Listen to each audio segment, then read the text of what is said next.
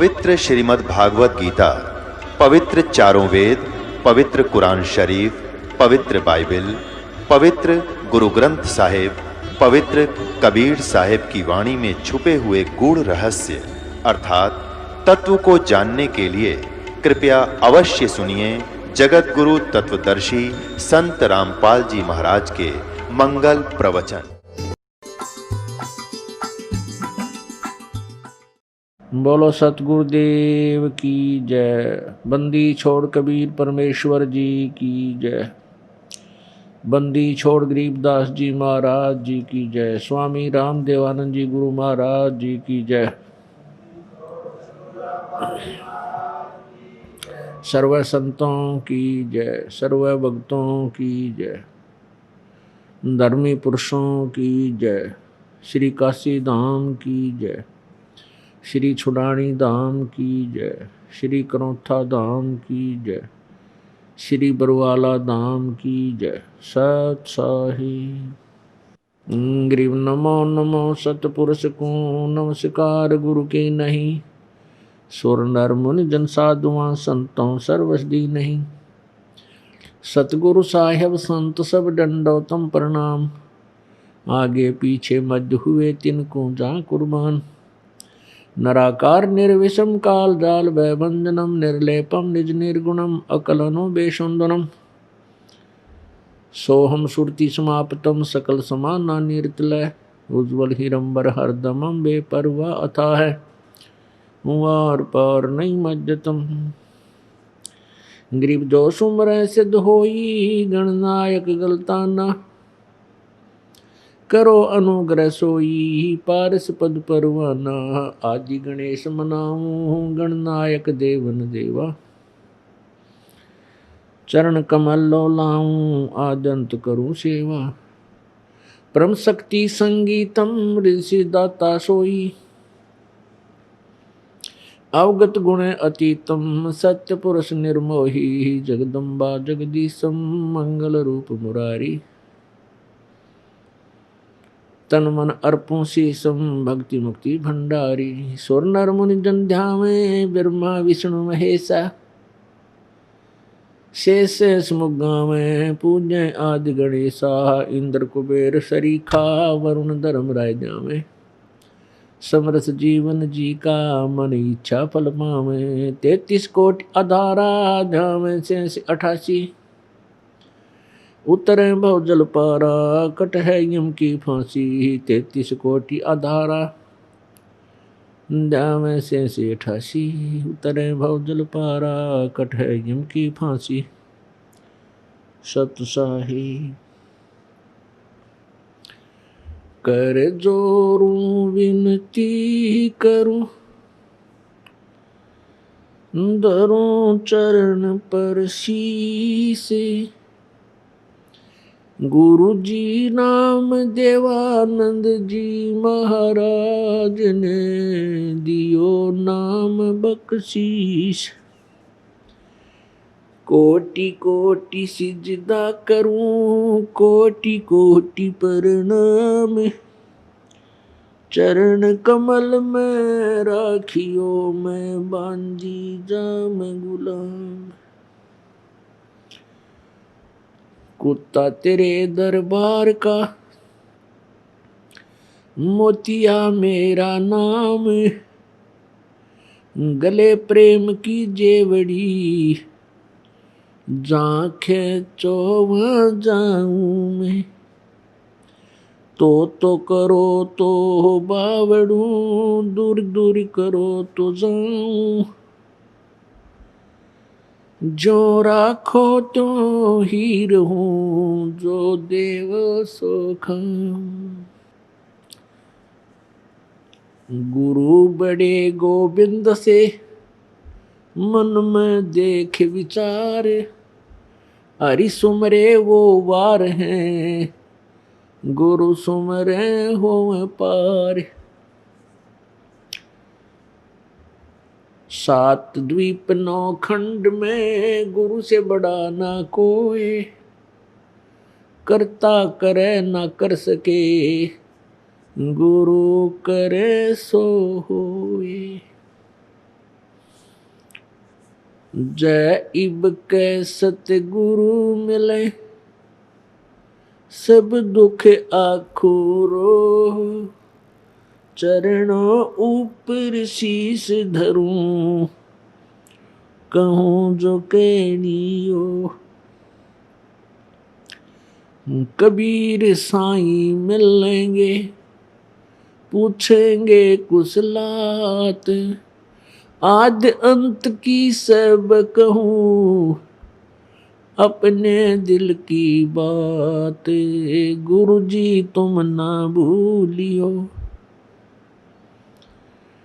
चाहे लाख लोग मिल जाएं, हमसे तुमको बहुत है, तुमसे हमको नाई। तुमरे विसारे क्या बने, मैं किसकी शरण में जाऊं। शिव वृंच मुनि नारदा, तिनके हृदय न समाऊं। अवगुण किए तो बहुत किए,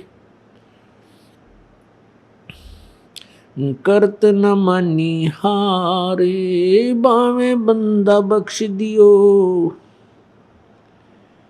बावे गर्दन उतारे। अवगुण मेरे बाप जी, बख्शो गरीब निवाजे। जो मैं पूत कपूत हूँ, बोहर पिता को लाजे। मैं अपराधी जन्म का, नक्शक भरे विकार। तुम दाता दुख भंजना, मेरी करो संभार। लूट सको तो लूटियो, कबीर लूट सको तो लूटियो। राम नाम के लूटे, पीछे फिर पछताओगे। प्राण जहांगे छूट,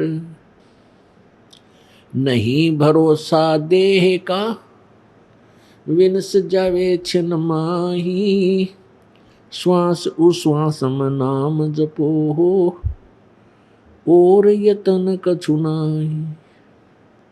श्वास उश्वास में नाम जपो, व्यर्था श्वास मत खो। ना जाने इस श्वास को हो, आवन हो कि न हो। मानुष जन्म दुर्लभ है, मिले न बारंबार। तरवर से पत्ता टूट गिरे, वो बोर न लगता डार। बंदे तू कर बंदगी, जय चावे दीदार।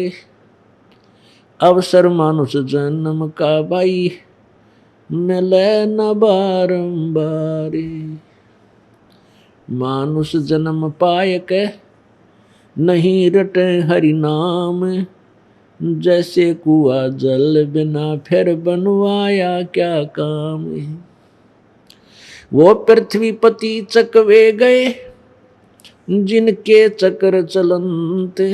रावण सरीखे कौन गिने, ऐसे गए अनंत। सर्व सोने की लंका होती, रावण से रणधीरम। एक पलक में राज विराजीव, जम के पड़े जंजीरम। दरियो दुर्योधन से राजा होते, संग इकोतर बाई। 11 अक्षौणी संग चले थी, देही गीद न खाई। 60,000 सगड़ के होते, कपिल मुनि सुवर खाए। एक सपुत्र उतान पात का, परमात्म पद पाए।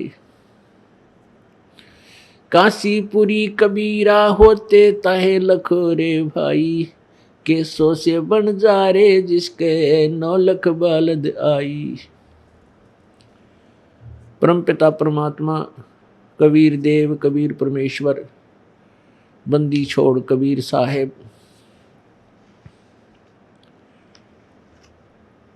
ये पूर्ण परमेश्वर हैं, सर्व सृष्टि रचनहार हैं। अनंत कोट ब्रह्मांड का, एक रति नहीं भार। सतगुरु पुरुष कबीर हैं ये कुल के सिरजनहार। ये वही परमात्मा है जो बनारस में जुलाहा रूप में 120 वर्ष रहकर सहशरीर आए थे, सहशरीर चले गए। उस परमेश्वर को ना पहचान कर हम अभी तक सब मानव समाज परमात्मा से वंचित रहा, काल के जाल में फंसा हुआ है।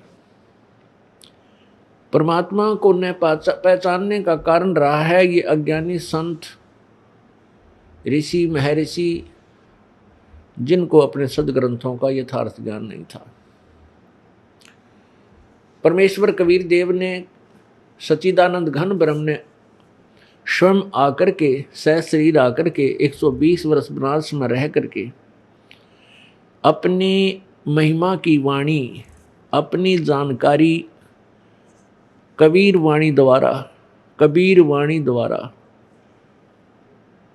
हमें प्रदान की। और बुद्धिमान जो परमात्मा को पहचाना जिस महान आत्मा ने, उसने उसको लिपिबद्ध किया। लेकिन हम उस वाणी को पहचान नहीं सके। हमारे को उस वाणी को पहचानने नहीं दिया इन नकली संतों, ऋषियों ने। ये कहकर हमें बहकाते रहे कि कबीर एक अशिक्षित व्यक्ति है, ये वेदों और गीता जी के विषय में नहीं जान सकता, क्योंकि पवित्र चारों वेद, पवित्र गीता जी, पवित्र पुराण, ये सभी संस्कृत भाषा के अंदर लिपिबद्ध थे। और परमेश्वर ने अपनी सिंपल लैंग्वेज में, साधारण भाषा में वही तत्वज्ञान जो पवित्र वेदों में, चारों वेदों में, पवित्र श्रीमद् भगवत गीता जी में, पवित्र पुराणों में जो लिखा हुआ है, वही अपनी सिंपल लैंग्वेज में, साधारण भाषा में लिखवाया था, बोला था। इसलिए कि वो जनसाधारण भी इस तत्व ज्ञान से परिचित हो सके। लेकिन काल से प्रेरित उन नकली संतों, ऋषियों, काल के दूतों ने परमात्मा की वाणी को रिजेक्ट करवा दिया, हमारे हृदय से उतार दिया कि इसके अंदर वेदों और गीता के विरुद्ध ज्ञान दिया हुआ है, पुराणों के विपरीत ज्ञान है। तो हमने उस अमर वाणी को विशेष ध्यान से नहीं पढ़ा, ना देखा, और उनकी इस टिप्पणी को सत्य माना। इस कथन को हमने सत्य मान लिया कि कबीर जी संस्कृत भाषा से अपरिचित होने के कारण सदग्रंथों के ज्ञान से अपरिचित है। इसलिए उन परमेश्वर ने जो बताया था, क्या बताते थे प्रभु परमेश्वर कबीर देव जी? अपनी महिमा आप बताया करते थे। 3 लोक का राज है ये ब्रह्मा विष्णु महेश, ऊंचा धाम कबीर का वाणी विरह विदेश। कि तुम्हारे ब्रह्मा विष्णु महेश जी का 3 लोक में प्रभुता है, एक एक विभागीय मंत्री हैं। श्री ब्रह्मा जी रजगुण विभाग के, श्री विष्णु जी सतगुण विभाग के, श्री शिव जी तमोगुण विभाग के मंत्री हैं। ये 3 लोक पर इनका राज्य है। कौन से लोक हैं वे? स्वर्गलोक, ये अपना पृथ्वी लोक, और एक पाताल लोक जो नीचे है। इन 3 लोकों के प्राणियों के ऊपर इनका इतना अधिपत्य है कि जैसे ब्रह्मा जी के रजोगुण से प्रभावित होकर सभी प्राणी संतानोत्पत्ति करते हैं और यहाँ की सुख सुविधाओं की तरफ दौड़ते हैं। श्री विष्णु जी के सतोगुण के प्रभाव से एक दूसरे में ममता मोह जबरदस्त ढंग से जकड़ी हुई है, ताकि हम यहाँ से हिले नहीं, हमारी यहाँ से आस्था हटे नहीं और यही फंसे रहें। और तीसरे श्री शिव जी के तमोगुण के आधार से आप देख ही रहे हो कितने अच्छा प्रेमी हो, कितना अच्छा प्यारा मित्र हो, रिश्तेदार हो, पति पत्नी हो, 1 मिनट में झगड़ा करके और 10 दिन ना बोले या लट्ठम लट्ठा कत्लेआम हो जा। तो ये यहाँ इतना इनकी प्रभुता है। तो परमेश्वर कबीर देव का ऊंचा धाम, कबीर का, इनसे ऊपर वो स्थान है, सत्यलोक है कबीर भगवान का, कबीर देव का, सत्य पुरुष का, उस सच्चिदानंद घन ब्रह्म का। तो पुण्यात्माओं, हम अभी तक विचलित रहे, हम प्रभु की डेफिनेशन से भी परिचित नहीं, प्रभु की परिभाषा से भी अपरिचित रहे। अब इस दास को परमेश्वर ने वो अमर ज्ञान दिया, वो खजाना दे दिया, जिसको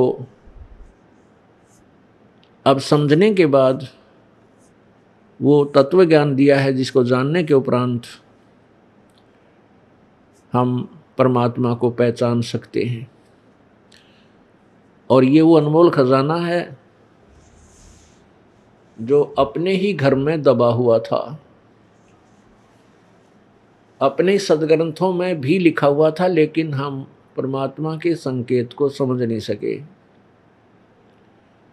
जैसे गीता जी अध्याय नंबर 8 के श्लोक नंबर 13 में गीता ज्ञान दाता कहता है कि मेरा एक ओम नाम है, और जो इसका अंतिम समय में भी जो इसका स्मरण करता हुआ शरीर छोड़कर जाता है, यानी आखिरी सांस तक मेरी ही भक्ति करता है, तो परम गति को प्राप्त होता है।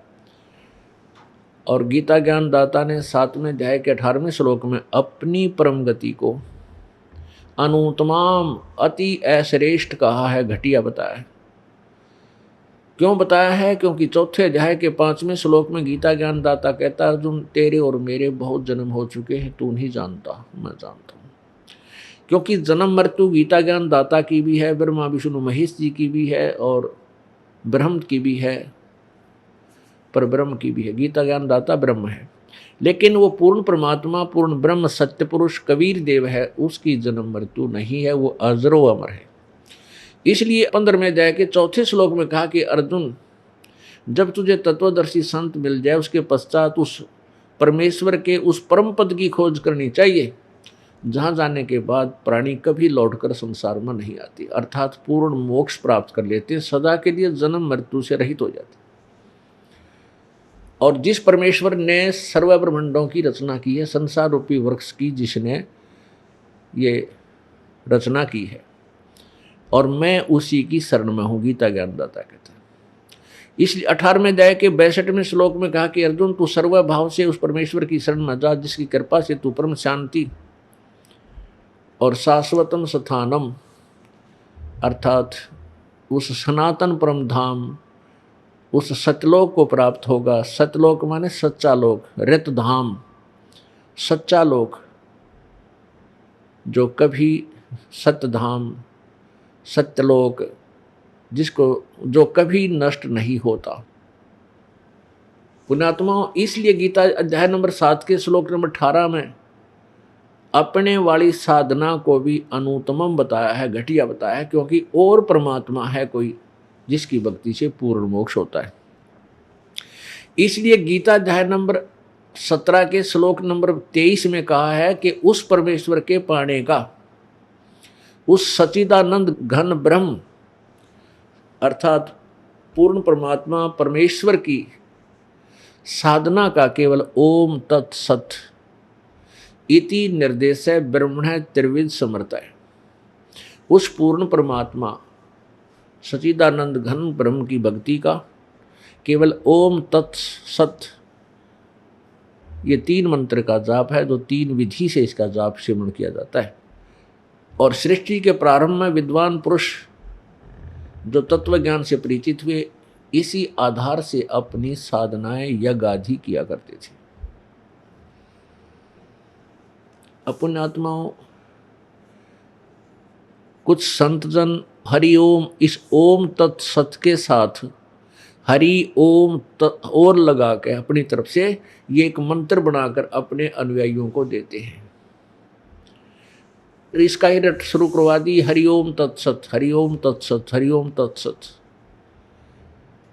ऐसे ऐसे कई पुजारी हमें मिले, उन्होंने बताया कि वो संत ये नाम देता है, वो संत ये नाम देता है, और उनके भूत अंदर प्रवेश है, प्रेत उनके अंदर प्रवेश हैं, उनकी दुर्गति हो रही है, चक्कर खा के गिर जाते हैं, हंसी आंखें हो जाती हैं, तो क्या कहते हैं? कहते तेरी साधना का फल है। नकम्यों, जो टट्टू फल है, आंखें ठहर गई, आंख लाल होगी, मूर्छा आ गई, बोले तेरी साधना। और क्या कहें? तुम्हारी साधना का फल है, भक्ति करो, तुम्हारी सुरती चढ़ गई, तुम्हारी कुंडली खुल गई। मूर्ख बनाने तो अतिरिक्त कुछ भी काम नहीं। ये सब व्यर्थ बातें हैं, क्योंकि इनको ओम तो सीधा मंत्र है। खुद गीता ज्ञानदाता 8वें अध्याय के 13वें श्लोक में कहता है मेरा एक ओम मंत्र है, और उस परमात्मा के पाने के ये तीनों मंत्रों का सहयोग है। ब्रह्म की साधना भी करनी है, और तत्नाम परब्रह्म का मंत्र है, ये कोई सांकेतिक मंत्र है। और सत ये पूर्ण परमात्मा परमेश्वर की भक्ति का मंत्र है, ये सांकेतिक है, ये गुप्त है, ये दास बताएगा। वस्तु कहीं खोजे कहीं, किस विधि लागे हाथ, एक पलक में पाइयो भेदी ले लो साथ। वस्तु कहीं और खोजे कहीं, ढूंढे कहीं, किस विधि लागे हाथ, एक पलक में पाइयो भेदी लीजिए साथ। अब ये अपना खजाना अपने ही घर में, अपने ही सदग्रंथों में विद्यमान है, लेकिन ये सांकेतिक है, और सांकेतिक को भेदी बता सकता है, तत्वदर्शी संत ही बता सकता है, अन्य कोई नहीं बता सकता। तत्वदर्शी संत स्वयं परमेश्वर बनकर आए थे। कबीर देव जी आज से लगभग 600 वर्ष पहले बनारस में, काशी में 120 वर्ष रहे। तब उन्होंने ये तत्व ज्ञान अपनी अमृतवाणी कबीर वाणी में लिखा था। सच्चिदानंद घन की वाणी में पूरा विस्तार से लिखा, और उसको हम नहीं समझ सके, कबीर पंथी भी नहीं समझ सके। पता नहीं क्या के क्या नाम देते हैं, पता नहीं क्या व्याख्या करते हैं। और दूसरे तो जो कबीर पंथी नहीं है, वो तो कबीर जी की वाणी को समझ ही क्या सकते हैं, वो तो है ही अलग से, उनकी लाइन ही दूसरी है। और जो वेदों को शिरोधार्य मानते हैं, वेदों को सत्य मानते हैं, वो वेदों को नहीं समझ सके। हाय हाय, परमात्मा की वाणी है। भाई सतगुरु बिन काहू न पाया ज्ञाना, जो थोथा बुझ छड़े किसाना। भाई गुरु बिन वेद पढ़े जो प्राणी, समझे न सार रहे अज्ञानी। अब प्रसंग चल रहा है कि वस्तु कहाँ खोजे कहाँ, किस विध लागे हाथ, एक पलक में पाइयो भेदी लीजिए साथ। एक समय एक गांव में एक साहूकार रहता था, और उस साहूकार ने अपना धन अपने ही जमीन में, अपने ही बाउंड्री में दबा रखा था, अपने घर में ही नीचे गहरा दबा रखा था। और उसके विषय में अपनी बही में, एक बुक होती थी पहले, बही बोला करते उसको, वो कोरी कापी जिसको कहते हैं ना, प्लेन पेपर की एक नोटबुक सी होती थी, बही बोलते थे उसको। अब बही अब भी हैं गांव में साहूकारों के पास, जैसे डायरी समझ लो, आजकल डायरी बन गई। तो उस बही में लिख रखा था कि धन मैंने ऐसे ऐसे दबा रखे। अपने पुत्रों को कहा करता, बेटा मेरी मृत्यु के बाद चिंता मत करियो, मैंने धन बहुत दाब रखा है, और इस नोटबुक में लिख रखा है, वही में, और उसको समझकर प्राप्त कर लियो। अब समय आ गया, उसके पिताजी की मृत्यु होगी। मृत्यु होने के बाद पिताजी का अंतिम संस्कार करने के उपरांत उन बच्चों ने सोचा भी पिताजी ने बही में लिख रखा था, वो धन बहुत है, देखते हैं। उस बही में लिखा हुआ था, उस नोटबुक में लिखा था कि कोई भी महीना लीजिए, कि जेठ उतरते की चतुर्दशी की रात्रि के 12 बजे इतना धन मंदिर के गुंबद में दबा रखे।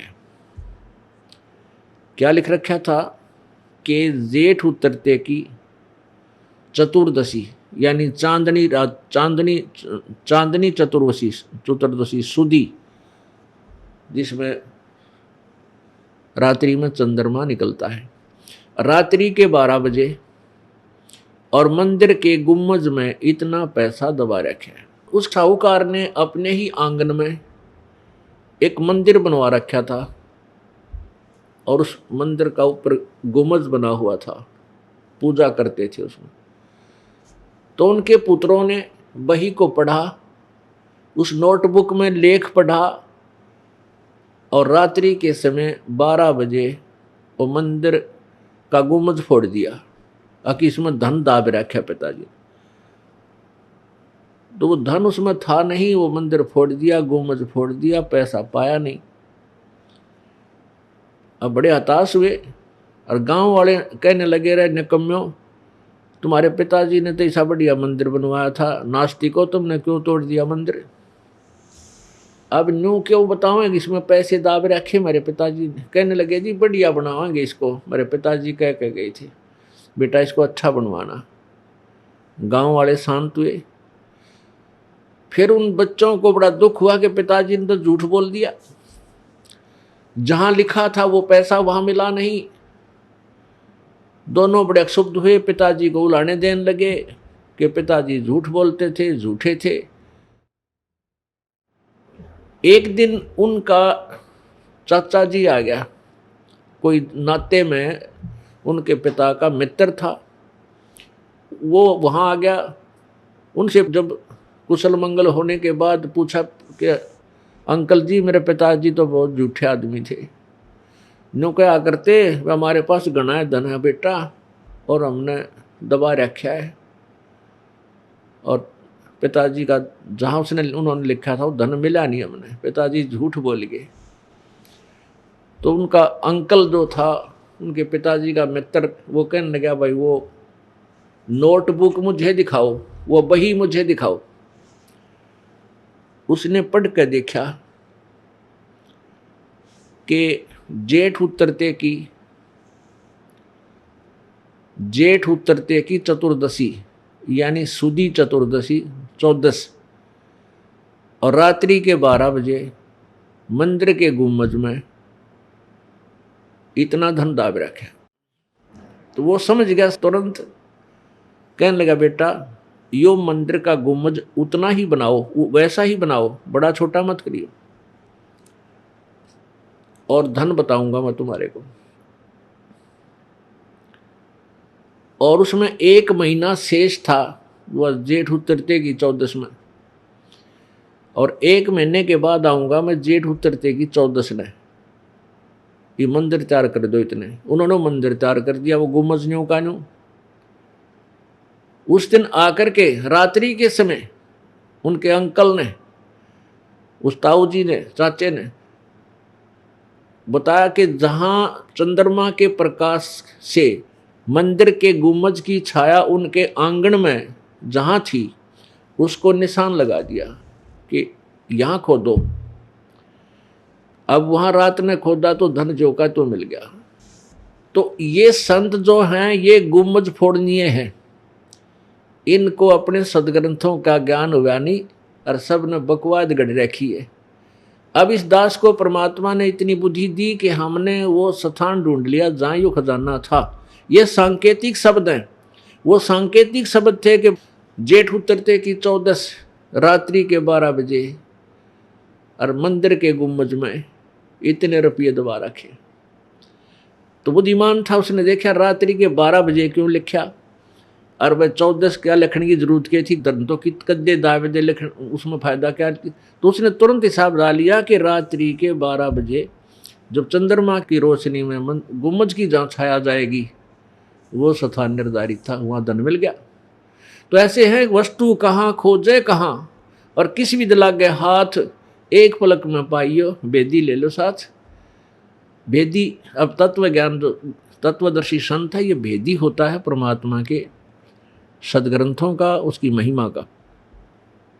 तो पुण्यात्माओं, ऐसे ये अभी तक ये बिजली गिरी रही, अज्ञान अंधेरा इतना हो गया कि केवल दंत कथाओं पर हम आधारित हो गए। परमेश्वर ने आकर के अपनी अमृतवाणी में वो भेद दिया जिसको आज तक न कोई कबीरपंथी समझ सके और दूसरों को तो कहें क्या। तो पुण्यात्माओं, अब शुभ अवसर आ गया है। परमपिता परमात्मा, सारी सृष्टि के रचनहार, कुल मालिक कबीर देव, कबीर प्रभु अपने तत्वज्ञान को आप ही बताया करते थे। आप पे आरती आप पे साजे, आप पे किंगर आप पे बाजे, आप पे ताल झांझ झनकारा, आप नचे आप देखण हारा, कह कबीर ऐसी आरती गाऊं, आप माए आप समाऊं। परमेश्वर ने आप ही यहाँ तत्वदर्शी संत की भूमिका करनी पड़ी और स्वयं ही एक दास की भूमिका की और स्वयं ही जगत गुरु जी का रोल किया और स्वयं ही एक नेक इंसान यानी एक अच्छे नागरिक का रोल किया। पुण्यात्माओं, परमात्मा हमें उदाहरण देकर गए हैं कि यदि तुमने परमात्मा पाना है, परमात्मा कहते थे जैसे मैं अपनी दिनचर्या बनाए हुए हूं ऐसे ही आपने बनानी है। उस समय की धारणा थी जाति पाति छुआछूत चरम सीमा पर थी और उस समय के व्यक्ति यही मानते थे कि परमात्मा की भक्ति करना और परमात्मा का ज्ञान प्राप्त करना केवल एक ब्राह्मण वर्ग को ही अधिकार है और वही परमात्मा पा सकते और अन्य वर्ग प्रभु प्राप्ति नहीं कर सकता, ऐसी धारणा बनी हुई थी। तो परमेश्वर ने आकर के अपनी लीला एक शूद्र वर्ण में, जैसे अपने 4 वर्ण हैं ब्राह्मण क्षत्रिय वैश्य और शूद्र, तो परमात्मा शूद्र वर्ण में आए और जुल्हे की भूमिका की। और जुल्हा भी इतना गरीब, हैंड टू माउथ, यानी इतनी दारिद्री, इतनी गरीबी कि प्रतिदिन कपड़ा बुने, 2-4 दिन में जितना बन जाए उसको, उसकी जो कमाई आवे थी, उसकी बुनाई आवे थी पैसे की, उससे अपना गुजारा करते थे और भगवान भजते थे। वो हमें एक शिक्षा देकर गए हैं कि बच्चों, परमात्मा पाने के लिए जाति मजहब का लक्ष्य नहीं है। परमात्मा पाने के लिए आत्मा निर्मल हो, विकार रहित हो, बीड़ी शराब मांस तम्बाकू आदि ये त्यागनी पड़ेंगी, चोरी ठगी बकवाद, और पूर्ण गुरु हो और सच्ची लगन से भक्ति करो। गरीब हो चाहे अमीर, रंग है चाहे राजा, किसी भी वर्ण का व्यक्ति है, चाहे ब्राह्मण है, चाहे अक्षत्रिय है, चाहे वैश्य है, चाहे शूद्र है, यदि उसको तत्वदर्शी संत मिल जाता है, भक्ति सत्य करता है, बुराइयों से दूर रहता है, तो परमात्मा प्राप्ति निश्चय होगी। इसी अंधेरे को हटाने के लिए परमेश्वर सतलोक से चलकर सहशरीर बनारस में एक कमल के फूल पर नवजात शिशु का रूप धारण करके प्रकट हुए थे। परमात्मा एक जीवन में, एक समय में, एक युग में ऐसे एक लीला भी करते हैं। वो एक बालक रूप में प्रकट होते हैं, फिर धीरे धीरे बड़े होते हैं। वो किसी माँ से जन्म नहीं लेते, क्योंकि परमात्मा स्वयंभू है, परिभू है। वो शुक्रम अकायम ऐसनाविरम, उस परमात्मा का शरीर शुक्र यानी माता पिता के योग से बना हुआ नहीं होता, बीज से नहीं बनता, शुक्र से नहीं बनता। शुक्र अकायम, शुक्रम अकायम, माता पिता के योग से बनी हुई काया रहित, ऐसनाविरम उस परमेश्वर के शरीर में नाड़ी आदि का यंत्र तंत्र नहीं है, नाड़ी तंत्र नहीं है, बगैर नाड़ी आदि का शरीर है, तेज पुंज का है, नूरी शरीर है, एक तत्व से बना हुआ है। वो परमेश्वर कबीर मनीषी स्वयंभू परिभू, परिभू माने सबसे पहले वाला, प्रभु, परिभू सबसे पहले वाला मालिक, और स्वयंभू यानी वो उसका कोई उत्पत्ति करता नहीं है, स्वयंभू है, वो अपने आप मालिक है। यजुर्वेद अध्याय नंबर 40 का श्लोक मंत्र नंबर 8 में ये वर्णन है जो दास आपको बता रहा है। और वो परमात्मा ऐसे प्रकट होकर के अपनी अमृतवाणी को सुनाता है। यजुर्वेद अध्याय नंबर 5 के श्लोक नंबर 1 में कहा है, अग्ने तनुरसी विष्णुवे त्वा सोमस्य तनुरसी। वो परमात्मा सशरीर है उस परमेश्वर का, सबके पालन करने के उद्देश्य से, सबका पालन करने के लिए, यानी जैसे गीता जी अध्याय नंबर 15 के श्लोक नंबर 16-17 में 3 भगवान बताए, 3 प्रभु बताए, एक तो क्षर पुरुष, एक अक्षर पुरुष 16वें श्लोक में, और ये दोनों नासवान बताए। फिर गीता जी के 15वें अध्याय के 17वें श्लोक में कहा है कि उत्तम पुरुष है तू अन्य, जो श्रेष्ठ भगवान है, सही परमात्मा है, वो तो ऊपर वाले क्षर पुरुष और अक्षर पुरुष से कोई और है। परमात्मा इति उदाहरत है, जिसको भगवान कहते हैं, परमात्मा कहते हैं। और यह लोक त्रयम् आविश्य विभर्ति अवैश्वर है, वही तीनों लोकों में प्रवेश करके सबका धारण पोषण करता, वो अविनाशी परमात्मा है, परमेश्वर है। अब यहां वही प्रश्न आ जाता है कि वो परमात्मा विष्णुवे तवा सोमस्य तनुरसी, विष्णुवे माने तीनों लोकों में प्रवेश करके सबका धारण पोषण करने के लिए भी उस परमेश्वर का अन्य शरीर है। तो पुण्यात्माओं, परमात्मा सशरीर है। और ये अनाड़ी अज्ञानी ऋषि महर्षि संत अभी तक प्रभु को निराकार बताते हैं, जबकि हमारे वेद, हमारे सदग्रंथ इस बात की गवाही देते हैं कि परमात्मा सशरीर है।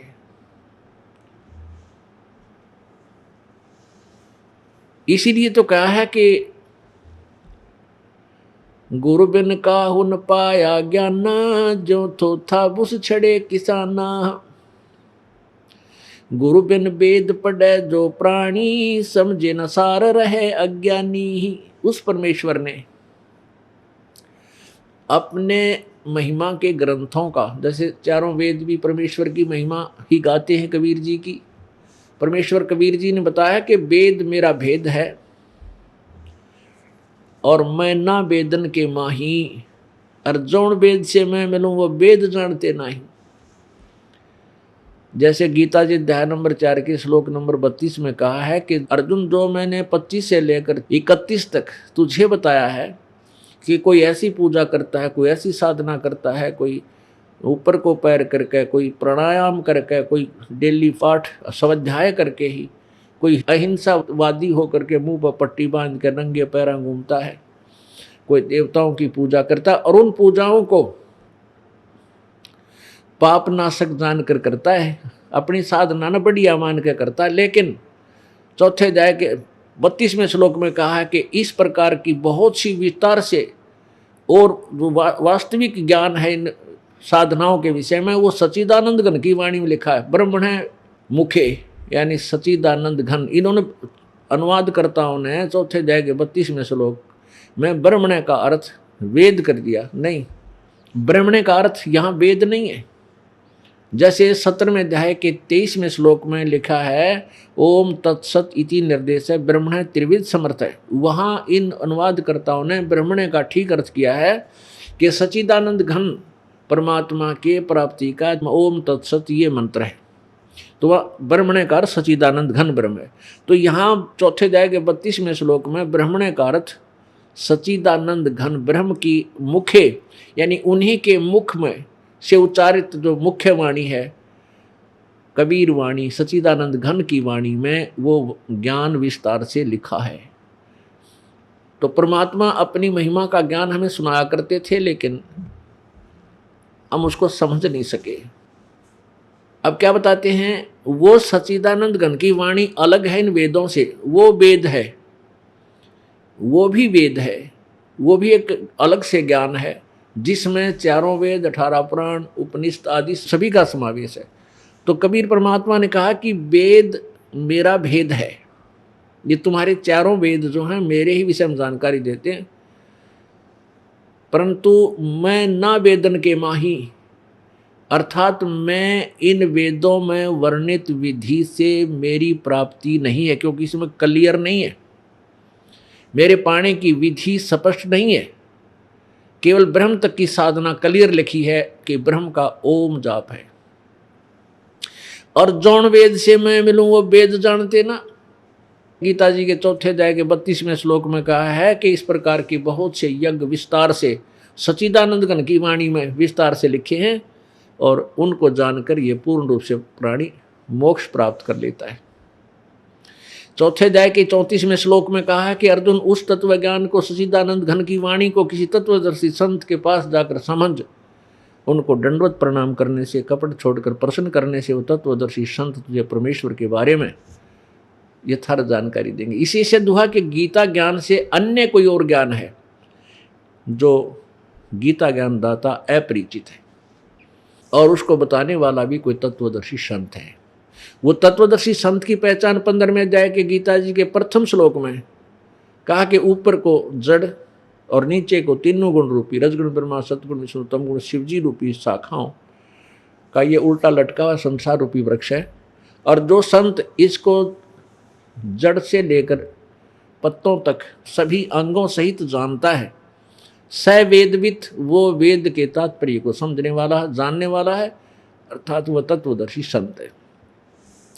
कबीर परमेश्वर स्वयं आकर के तत्वदर्शी संत की भूमिका की थी प्रभु ने।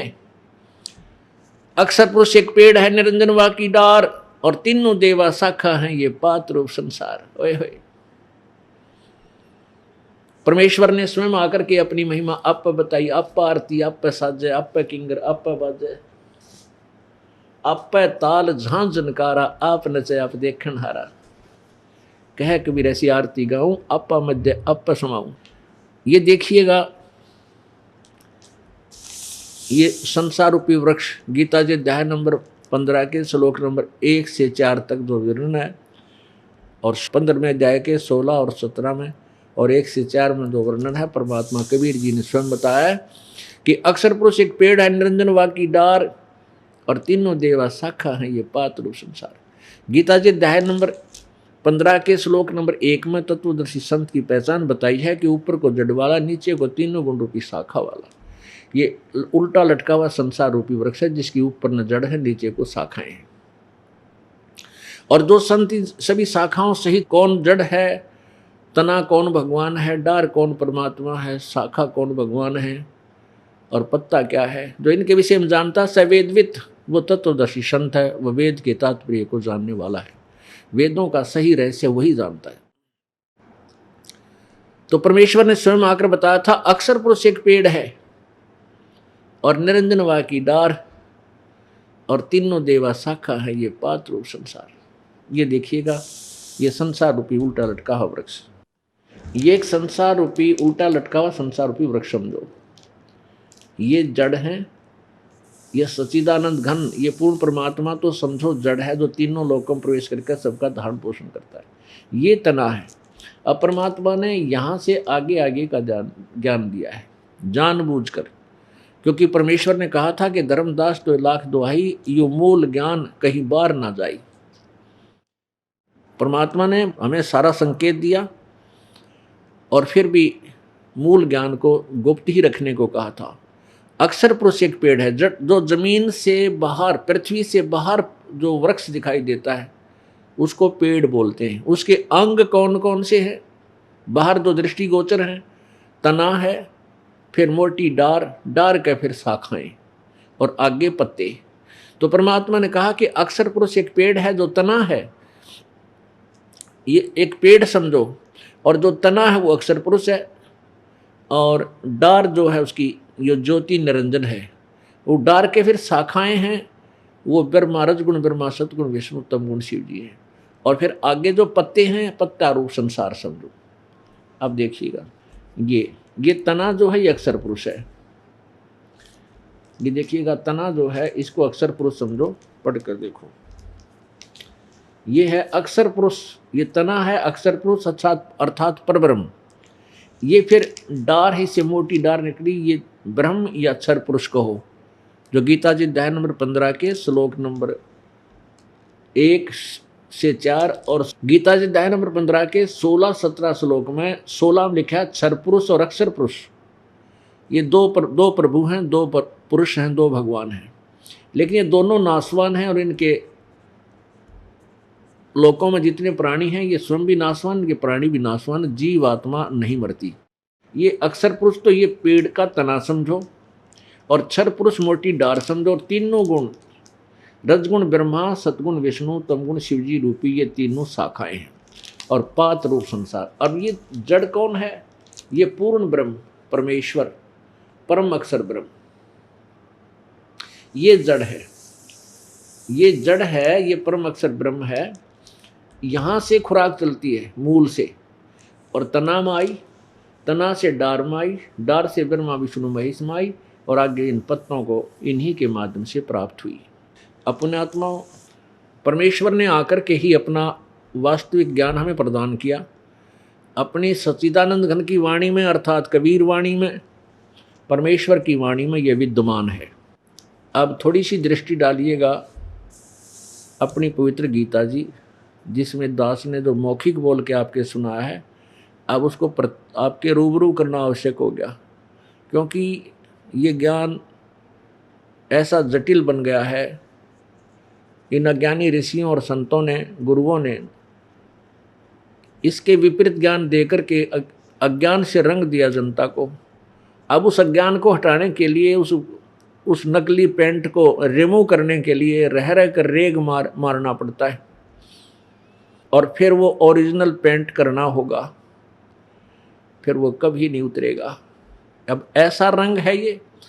अब दास ने ये पहले वाला रंग भी उतारना है और नया रंग पेंट भी करना है, पेंट नया ये लगाना है आपके। और उन्होंने क्या करना है, जो नकली हैं, झूठे, जो गलत ज्ञान को प्रचार करते हैं, उन्होंने उसी पुराने रंग पर, नकली पर पोचा मारना है, और वो चल रहा है। उस पुराने पेंट पर ही पेंट रंग मिलाना कोई ज़्यादा दिक्कत नहीं, लेकिन उसको उतारना फिर नए ढंग से सेट करना, ये बहुत डिफ़िकल्ट है, और ये करना आवश्यक है। इसके लिए आपको सदग्रंथ रूबरू कराने अति आवश्यक होगे, नहीं तो कोई ना सुने इन बातों ने, क्योंकि कदे सुनी को नहीं, ये ज्ञान कभी किसी ने सुनाया नहीं, तो हमने सच्चा ज्ञान तो झूठा लग रहा है, और उस झूठे को हम सत्य मान बैठे। तो उस असत्य को असत्य सिद्ध करना, और सत्य को सत्य सिद्ध करने के लिए हमें ढेर सारे प्रमाणों की प्रत्यक्ष आवश्यकता होगी। इसलिए ये दास आपको रह रह कर ये सत्य ग्रंथ सुना दिखा रहा है। नहीं तो मैं जैसे इस एक बार जब ये ज्ञान सबके हृदय में रंग जाएगा, फिर तो सीधी कथा सुनाया करेंगे परमात्मा की महिमा की, और आप गद गद हो जाया करोगे। अब मैं कथा सुनाऊंगा कबीर भगवान की, ऐसे ऐसे उन्होंने किया, किससे के पल्ले ना पड़े, नो का झूठ बोला कबीर पंथी है, इसलिए अपने अपने भगवाना की सब महिमा गाते हैं। जैसे राम और श्री कृष्ण जी की महिमा कोई कहीं खड़ा होकर सुना दे, सब ने स्वीकारी है का ऐसा ही है, ऐसा ही है। क्या सुनाया करते? अजरो अमर हैं, सर्वशक्तिमान है, सर्वेश्वर हैं, महेश्वर हैं, इनके कोई माता पिता नहीं, सब ब्रह्मांडों के रचने वाले, यही कुल के मालिक हैं। तो इस असत्य को हजारों बार सुनने से हमने इसको सत्य मान लिया था, जबकि ये ब्रह्मा विष्णु महेश कहते हैं हम तो नासवान हैं, इनकी अपनी जीवनी में लिखा है। तो पुण्यात्मा, यदि ये सदग्रंथ रूबरू ना करे ये दास, तो कोई ना सुने, इस दास के एक वचन को भी नहीं सुने, और डले मारे, पत्थर मारना, झूठा है, कपटी, हमारे देवताओं को यो जो नासवान बताता है, एक समस्या और पैदा हो जाए। तो इसलिए इस दास ने रह रह कर ये सदग्रंथ आपके रूबरू कराने अति आवश्यक हो गए, ताकि मुझे पत्थर ना पड़े, मुझे धक्के ना लगे। जैसे पुण्यात्मा, इस दास को इन सदग्रंथों की पवित्र चारों वेद, पवित्र श्रीमद् भगवद गीता, पवित्र पुराण आदि, इन सदग्रंथों की दास को आवश्यकता नहीं थी। ये नहीं कि मैं इनका आदर नहीं करता या इनको गलत मानता हूँ, क्योंकि मुझे वो ज्ञान मिल गया जो इनमें तो है, वो तो है ही है, लेकिन जो इनमें लिखा है कि वो ज्ञान और किसी से पूछो, ये इनकम्प्लीट शास्त्र हैं, ग्रंथ हैं, ऐसे वेद हैं। यजुर्वेद अध्याय नंबर 40 के श्लोक नंबर 10 से लेकर 13 तक स्पष्ट किया है वेद ज्ञान दाता ब्रह्म ने कि कोई तो परमात्मा को जन्म लेने वाला, उत्पन्न होने वाला कहता है, कोई उत्पन्न न होने वाला कहता है, अर्थात कोई साकार बताता है, कोई निराकार बताता है। उस परमेश्वर के विषय में यथार्थ ज्ञान तो तत्वदर्शी संत बताएंगे, उनसे सुनो। इससे सिद्ध है कि वेद ज्ञान कंप्लीट नहीं है और गलत नहीं है। तो इस दास को वो सच्चिदानंद घन की वाणी मिल गई थी जिसमें इस सभी सदग्रंथों का समावेश है। इनकी आवश्यकता ही नहीं रहती जब हमें कबीर वाणी का सही ज्ञान हो जाएगा। तो इसलिए ये बुरे नहीं है, लेकिन मुझे आवश्यकता नहीं थी। इसलिए दास ने सबसे पहले उन्हीं के आधार से गांव-गांव में प्रचार किया, तो उसका रिजल्ट अच्छा नहीं आया। क्यों नहीं आया? क्योंकि कुछ व्यक्ति ये कहते थे कि झूठ बोलता है, कबीर भगवान नहीं है, ब्रह्मा विष्णु महेश नासवान नहीं है, ये अजरो अमर हैं, सर्वेश्वर हैं, महेश्वर हैं। तो गांव-गांव में भी हमारे पत्थर लगने लगे। फिर दास ने क्या किया कि एक आश्रम की स्थापना इन भक्तों ने मिल करके सोचा कि कोई ऐसा स्थान नियुक्त किया जाए जहाँ पर बैठकर हम सब सामूहिक ढंग से सत्संग सुन सकें। गांव करोथा, जिला रोहतक में एक ज़मीन का टुकड़ा भक्तों ने लिया, वहाँ एक आश्रम की स्थापना की। तो वहाँ फिर दास ने एक दिन सोचा कि प्रभु आपकी वाणी अमर है, निर्दोष है, सत्य है, लेकिन आपकी वाणी में लिखा है कि वेद हमारा भेद है, मैं ना वेदन के माही, पर जौन वेद से मैं मिलूँ वो वेद जानते नहीं। परमात्मा आप कह रहे हो कि मेरी महिमा इन वेदों में वर्णित है। यदि आपकी महिमा प्रभु वेदों और गीता जी और पुराणों में मिल जाए, आपके बच्चे आपको पहचान सकते हैं दाता, नहीं तो बिल्कुल नहीं पहचानेंगे, क्योंकि इन अज्ञानियों ने आपके विषय में बहुत भ्रमणा पैदा कर रखी है। ऐसा बहुत बार मन में रह कर आया और विचार भी आया कि परमात्मा आपकी प्रेरणा से, आपकी कृपा से घर भी त्याग गया, नौकरी भी छोड़ दी और ये काम अधूरा रह गया पालिक, इस दास का जीवन व्यर्थ है। कई बार ऐसी प्रेरणा आई, आंखों में आंसू आए, कैसे समझाऊं इन भोली आत्माओं को, आपको भगवान ये नहीं मानने को तैयार हैं। ठीक है, जिनका सुख हो जाता वो तो मान गए, लेकिन ये कोई आधार नहीं है। सुख तो थोड़ा बहुत सुख तो कोई और भी दे देता है। जैसे दादू साहब कहते हैं, और संत सब कूप हैं के तेज रीता नीर, और दादू अगम अपार है, दरिया सत कबीर।